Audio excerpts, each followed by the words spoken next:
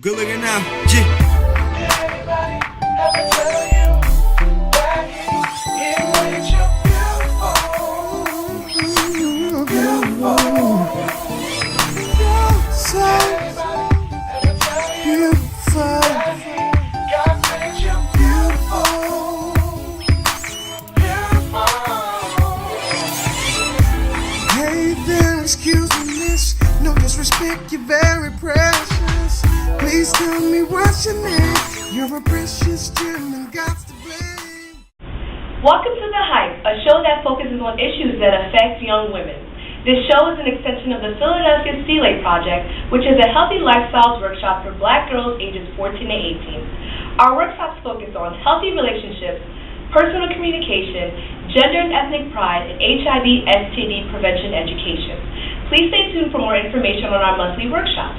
I'm your host, Jessica, and I'm joined by my fellow near-peer facilitators, Miriam, Keisha, and Courtney. Today's topic is color-coded, the light-skin, dark-skin dilemma. The issue of skin tone goes back to slavery, yet we are still affected by it today. Ladies, have you ever been affected by the light-skin, dark-skin thing? I think everybody has. In some way. I don't know. Yeah. It's so weird with I never really heard it until I got to college more so. I see.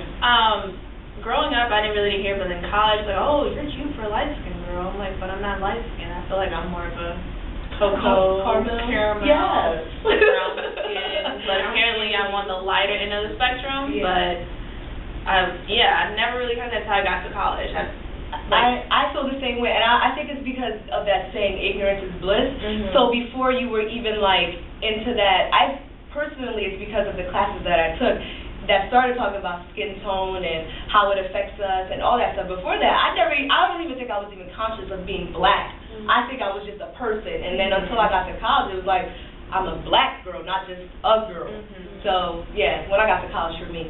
That's true.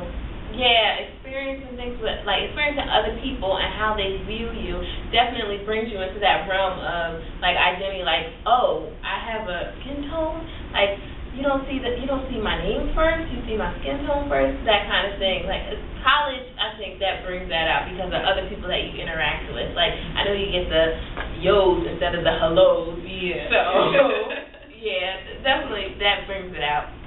I wouldn't say I was affected by the skin tone situation until I started dating. And I started getting, oh, you're pretty for a brown skin girl. Or I don't usually talk to brown skin girls. You're the first brown skin girl I've ever talked to something different about you. So that's when the issue first came about with me, and I'm like, what? Like, you sound stupid. So, other than that, I wasn't affected by it growing up or anything. Yeah. Thanks for your comment. Recently, Arcadia hosted a one-day conference on the politics of hue, race, racism, and social identity. Let's take a deeper look at the issue from the perspective of the social and academic communities.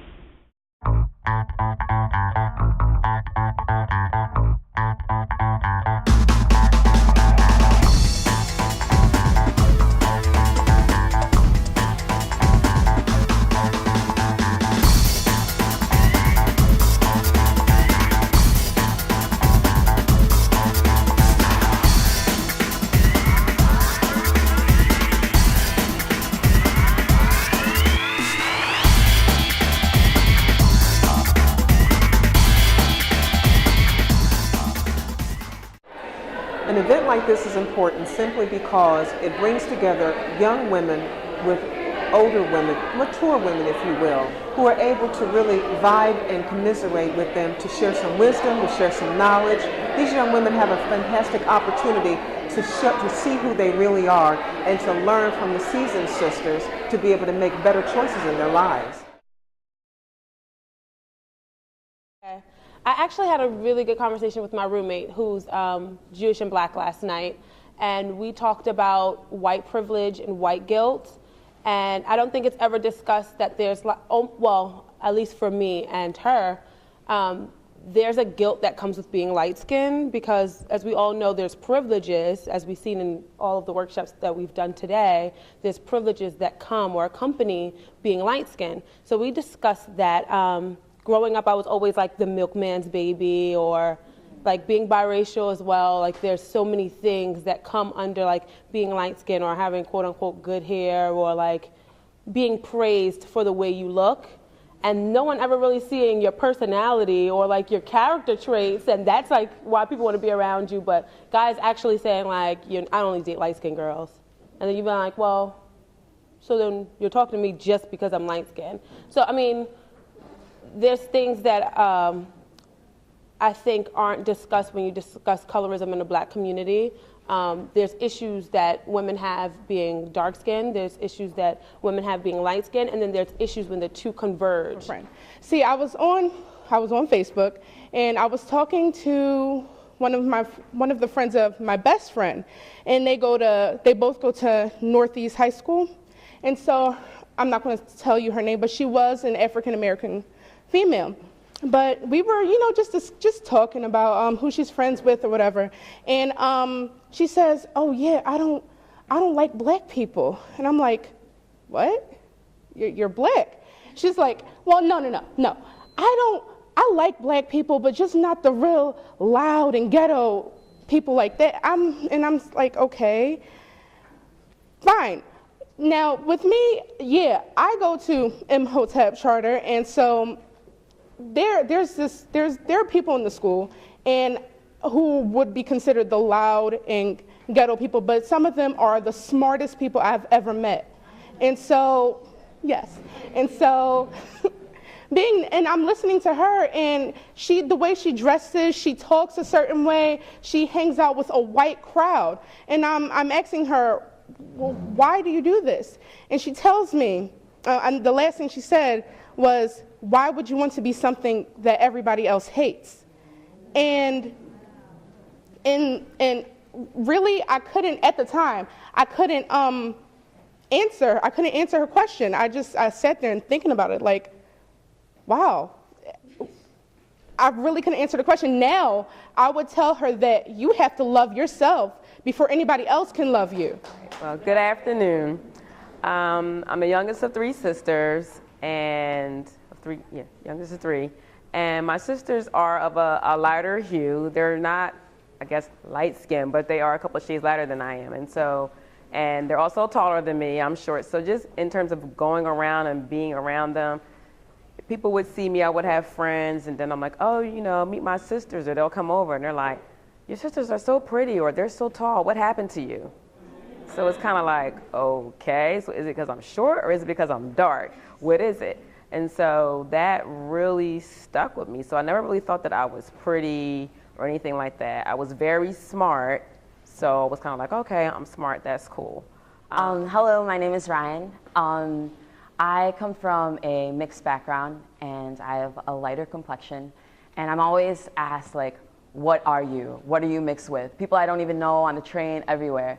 And I don't know, like, I think it's always affected my identity, and, kind of pushed me to want to make a choice, like, oh, well, what am I? Do I need to choose a particular race? And then the notion of being black enough comes in, like, are you black enough? What is black enough? What does that even mean?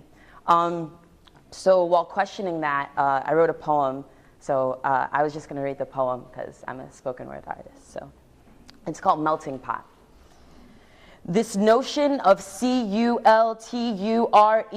is leaving impressions of impeccable detail on my insides. My vessels detonate like the sun's blisters, uncharted and fiery. Every drip of sizzling blood has been drained like the identity of my ancestors. The first layer of my skin is seared and melted. Every bubble representing the mixing of my races and the dying of a culture. I can't help but wonder, is the slavery of our minds due to our forefathers' departure? I pledge allegiance to the flag of slavery without torture, to compliance with planned structure, to dignity and what? My lungs are collapsing. The voice of reason has simmered in my beating heart, echoing in the pit of my conscience. I am losing the ability to claim the marrow of the bones that link me to my faith. The liquid of planned decay is fusing mass culture into a sweltering wraith. I'm holding on for dear life, but I cannot escape. The blood is bubbling, and I don't know how much more I can take. Let it resonate. We are burning in the melting pot.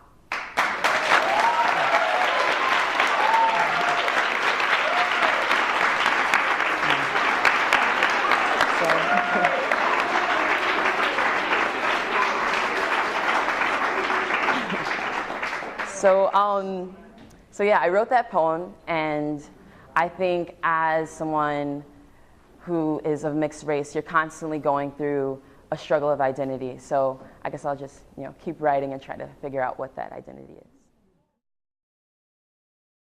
Good looking now, G. Everybody, have to tell you that it made you beautiful. Beautiful. So beautiful. God made you beautiful. Beautiful. Hey there, excuse me, miss. No disrespect, you're very precious. Please tell me what's your name. You're a precious gem and God's to blame.